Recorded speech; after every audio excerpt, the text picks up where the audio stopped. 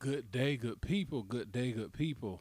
Welcome back to a new episode of Adult Black Dad with your host, Marcus A. Smothers. I am extremely excited for you all to be back with me on this day as we are also kicking off Black History Month. That's it again. We are kicking off Black History Month.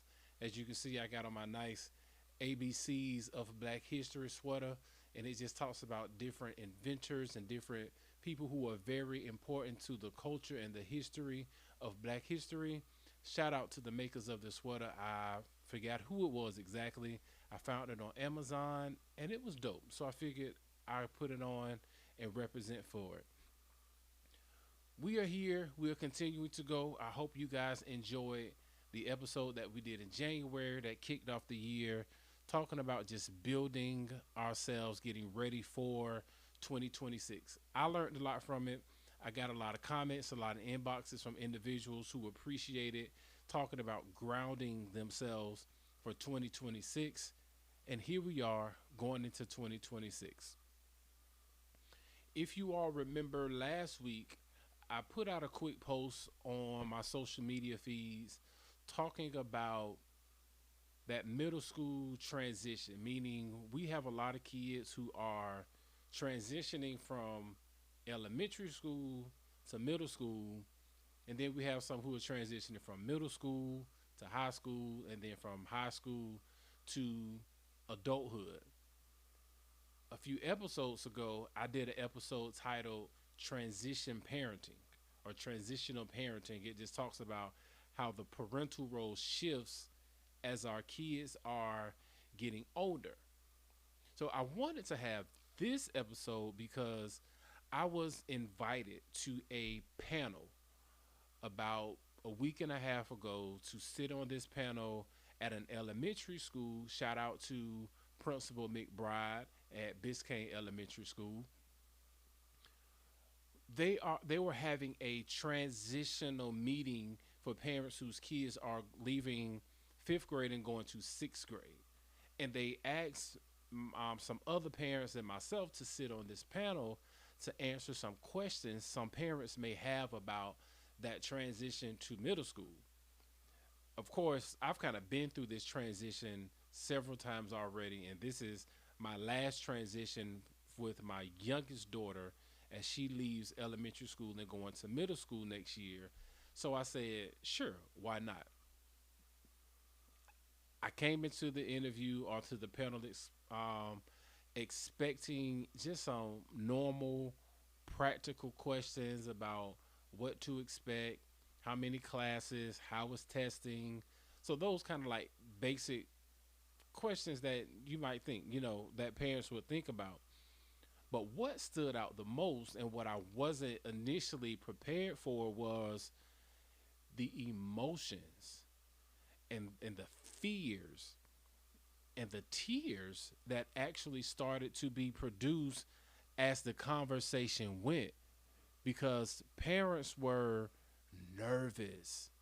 They were, when I say tears, we had a parent who was literally crying, thinking about the overwhelming aspect of their baby now transitioning to a whole new world. And I had to sit with that for a moment. Like, how did I handle this the first time? And did I really have anybody like guiding me through that? And I was like, not really. But it was an interesting moment when you really sit down and think about it. And that's what I had to do. So after that panel discussion ended, I reached out to Principal McBride and I said, you just gave me an idea for a new podcast episode. I said, we need to normalize these conversations about transitioning from middle school to high school for parents because a lot of that real information is not there. So this episode is going to talk about how we can reassure each other as parents and not make you feel like there has to be perfection because there is no perfection in parenting. So let's talk about some of the actual concerns and worries that our parents had. Safety in a larger school. And when I say larger school, I don't always mean as it relates to building, or it's just a larger capacity with more students, because schools build up. So as you go to elementary school, there are more students because the class sizes are now bigger in middle schools. So now the population is extremely larger, and then the demographics are extremely larger as well. Some questions came up about the loss of daily visibility, meaning how much access will I really have to my child once they get into middle school? Because the access to your child, it does drop a little bit, but when the access drops, then the level of accountability for our children has to be raised also. And of course, the one that has always been around is peer pressure and bullying. You know, peer pressure is not just something for kids. Peer pressure is something for adults. And I don't know, some adults still struggle with trying to live up to the standard of their peers. I've talked about it before when I felt like I had to live up to the certain standard of I needed to have a certain house by a certain time in my life. I needed a certain car. My podcast should be popping at a different level and trending by a certain time. So those peer pressures and those bullying types of things, it happens. I remember, I remember. Oh, this is gonna be so funny. I remember growing up, and my mom and my dad, they weren't big on like physical violence and fighting or if it, different things like that. And so, mom said, "I ain't seen you down at that schoolhouse be getting in no fights." And it is what it is. That's true. But my parents always taught me and my brothers, "I'm not sending you there to fight, but I am telling you, you better defend yourself. You don't sit there and let nobody hit on you." So that was always my thing, and I even passed that down to my girls. Like, check this out. I'm not big on fighting, but if you telling me that you had to protect yourself from a bully, I'm gonna back you up 100%. That's you know, that's a little drop in the bucket how I handle a little bit of things. As kids are getting older, we started talking about academic pressure depending on what type of elementary school your child was at and what type of school are they going to. Because now here in Duval County, I call it open enrollment. You can pretty much apply to go to any school that you want to go to as long as you can provide the transportation if the transportation is not provided. So now you have a lot of academic pressure that your child may or may not have had when they were in elementary school, but that testing status is still there. And then that independence. We have to learn how to allow our kids to be more independent in their academic success. One thing I told a parent is we have to sometimes start allowing our kids to fall, meaning if they had an assignment or a homework assignment that was due, and let's say you found out that it was due on a Monday, and on a Sunday night they talking about, oh, they forgot to do their homework. Oh, okay. Well, you gonna fail. Get whatever you got to do, or you fit to stay up late at night, and you go make sure you get yourself up in the morning, and you go get that work done. And if you don't get it all the way done, you go feel the effects of not getting your work done, or you're going to feel the effects of getting at zero. As parents, we can't always safeguard our kids from the choices of from the consequences of their choices, and that has to start even academic. Like I know we don't want our kids to get bad grades or anything like that, but sometimes we have to allow them to feel the pinch of a thing, just like you on your job, just like that. Even in our job or every day, what we're doing, sometimes we have to feel the pinch of our laziness, or we have to feel the pinch of us lacking to prepare. So we can't always safeguard our kids from that. One of the really big things was social medias and phones. Kids have cell phones earlier now, meaning some of these kids have their cell phones as early as when they're born. It's like soon as the parents figure out what they're going to name the child, they go ahead and get a phone plan added into their name. They go ahead and add them on their account. So some of these kids have phones from the time that they are born. But understanding parents, as you are letting them have these phones, you must monitor what's going on. I asked the parent, I said, sometimes our kids have ghost accounts. And she was like, what is a ghost account? I said, if anybody who don't know what a ghost account is, we can talk about it. And so we had to have a conversation about what is a ghost account. How do how does my child have one account that I can see, but there is possibility that your child can have other accounts that you don't even know about. They might have them under another email address that you don't know about. They may have them under another username that you know nothing about.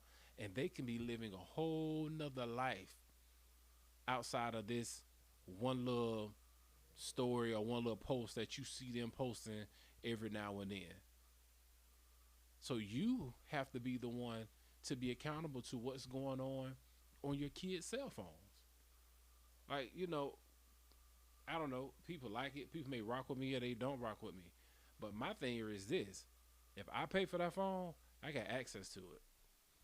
Especially while you in elementary, middle school. Now, when you going up to high school, I start to give you your little piece. I start to give you a little space. But early on in the cell phone life, no, you crazy. You crazy. If my elementary, barely middle school child is gonna tell me I don't have a right to go through their phone, boom, bet that up. If I don't have a right to go through your phone, hey, you go ahead and get your own plan. You go ahead, and you open up your own account and let's see how that go for you with the allowance that you fit. Okay, I'm gonna let that breathe for a moment, but okay. And we also talked about the fear of losing connection, meaning sometimes our kids start to outgrow us and they start to making connections with new friends, friends we don't really know, but friends that we gotta stay talking. For me, that's one of the biggest things that I tell parents. Like, when your kids are growing up, don't stop talking to them. Don't stop asking questions. You might need to find another way to ask the question, but don't stop having conversations with them. If you can, try to have dinner at the table and have questions. How was your day?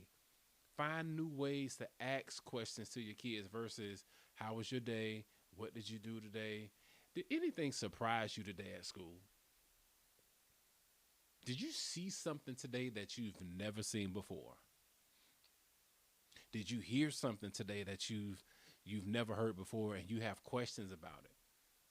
Like, we have to start finding creative ways to ask our kids questions, because the basic ways, they're going to give you just a straight yeah, no. I mean, it was all right. It was cool. Nah. But really, you need to ask them more thought provoking questions to get them gerbils in their minds running. And the best time to ask them questions is as soon as they get home or as soon as they get in the car. Because once they get home and get in our phone and get in our room, they done probably forgot half the stuff that happened today. Or they just want to talk to you right now. So those are like the topics that our parents were worried about. Questions about: how do I prepare my child for middle school? How much independence is too much independence? What if my child struggles socially and academically? What if they just change? And what if I'm doing something wrong? Like, what if you're doing something wrong? How do you know if you're doing something wrong? Who is the determiner to say that you are doing something wrong as a parent? Because the number one responsibility in my book as a parent is to continue to show up. And yes, as your child grows and as your child gets older, they're going to change. And you, parent, mom, dad, auntie, cousin, whoever that parental figure, you may have to change also. Away with the respect just because, away with not explaining self, away with I don't have to explain myself to you. Yeah, you don't. But at what cost sometimes? I don't like that person. Yeah, you might not. But at what cost? Because sometimes we bring our biases into raising our kids that we don't allow them to have the space to grow and develop who they are and develop their friends.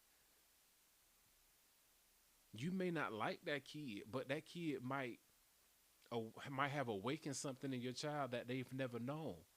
Now, am I saying just allow them to go crazy and be with people? Some signs are just a captain obvious moment where you just know that's a flag, so pull back. And I'm definitely not just telling you to let kids go at anybody's house. I can tell you right now, there's still a handful of people who I've allowed my kids' house to go over, especially talking about spending the night. No, we wasn't really big spend the night people, but for those who are, that's you and that's your level of trust. And maybe I can learn more from you. But as a parent, you have to make that decision. And what if our kids change? I'm letting you know right now, your child will change. You should be worried if they don't. My kids are still changing. Shoot, I'm still changing. I'm still learning more things about Marcus, and of course, I'm changing. Change is a part of growth. If they or you are still the same after a certain amount of too long, then something's wrong. No growth is usually a sign that something's dead somewhere.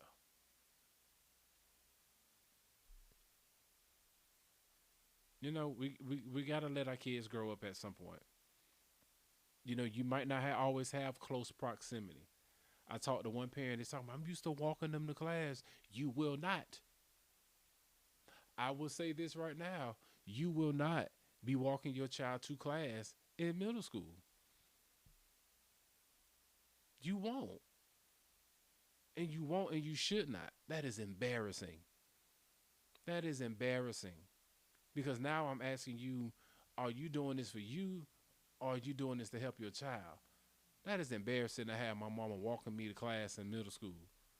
Truth be told, we probably should have stopped that when we got to third grade. But I'm not the parent to judge. You, as a parent, as your child is growing up, you both will start to adjust. You both will start to adjust to this new lifestyle. You both will start to adjust to these new smells. Middle school kids will stink. Just let that be known. There's an adjustment period that we go through. And I told one mom, I tried to lighten the mood one day. I say, you know, he just in his room a lot. He taking long. He always in the bathroom for a long time. Don't you open that bathroom door. And I'm gonna let that breathe for a minute. Don't you open that bathroom door.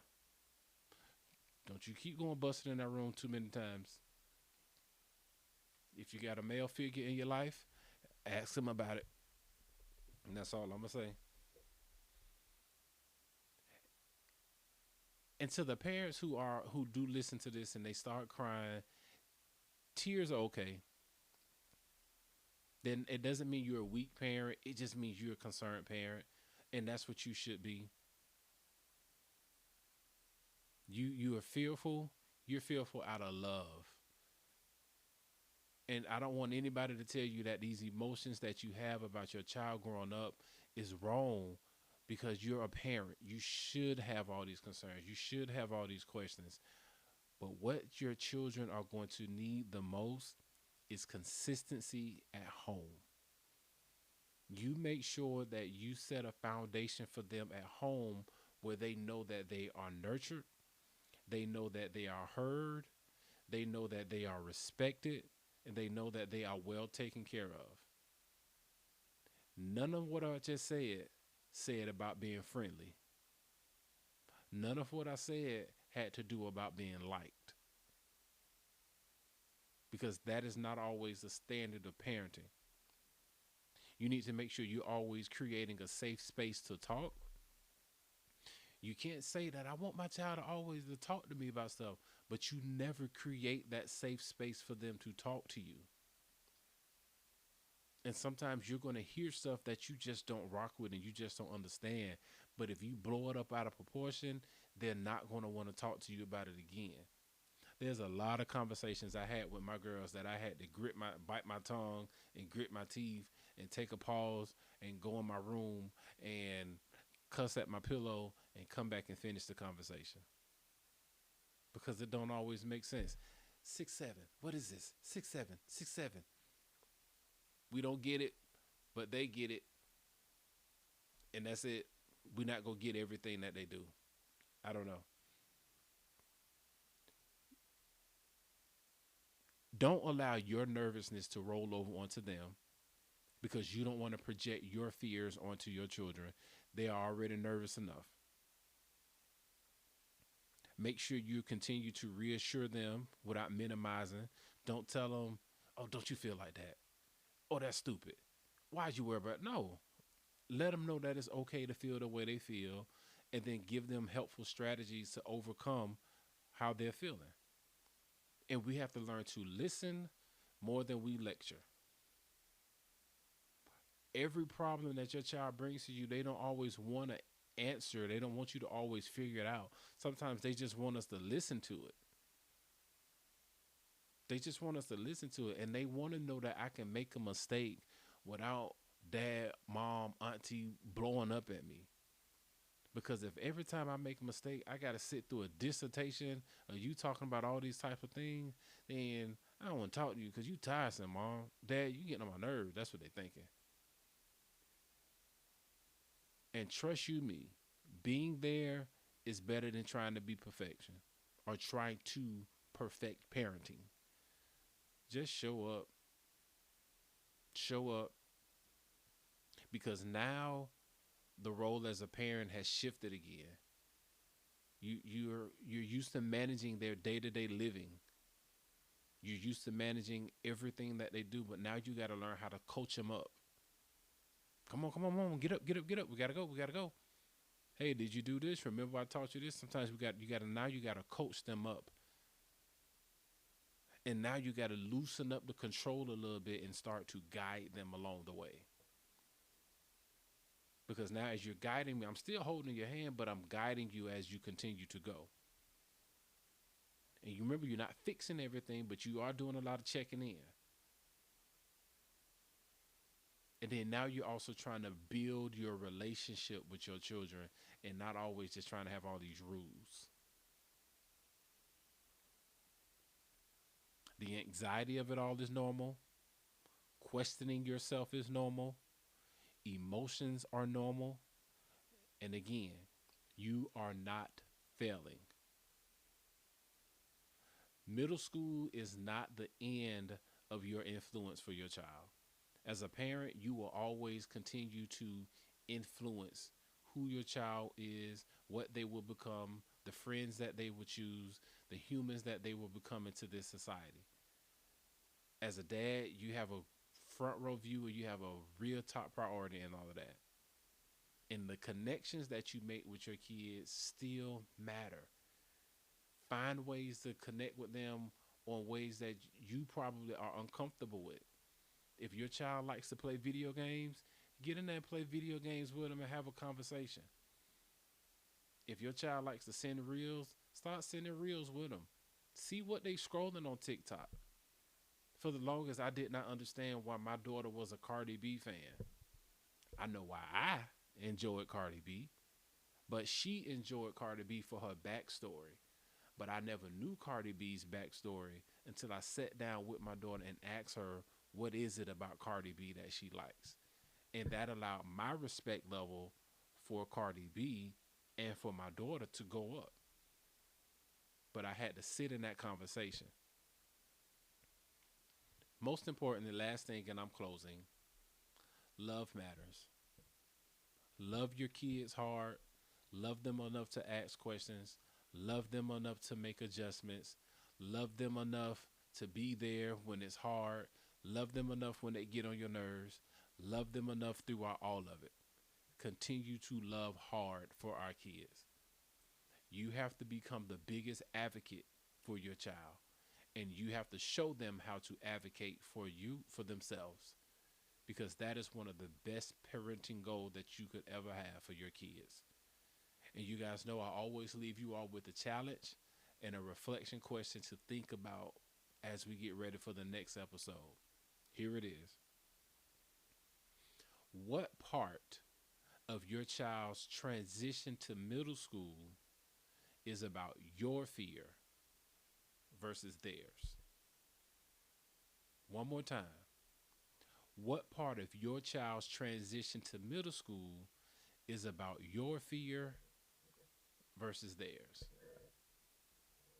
All right, appreciate it, ladies and gentlemen. Thank you for sitting through another episode of Adult Black Dad.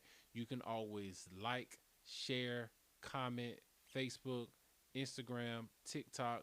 We on all of them, streaming on all of your streaming devices. You can also find us on Spotify, Amazon, Apple Music. We stream it on everything. If you like it, share it. If you don't, send me a feedback. Keep it to yourself. Till next time, I'll see you.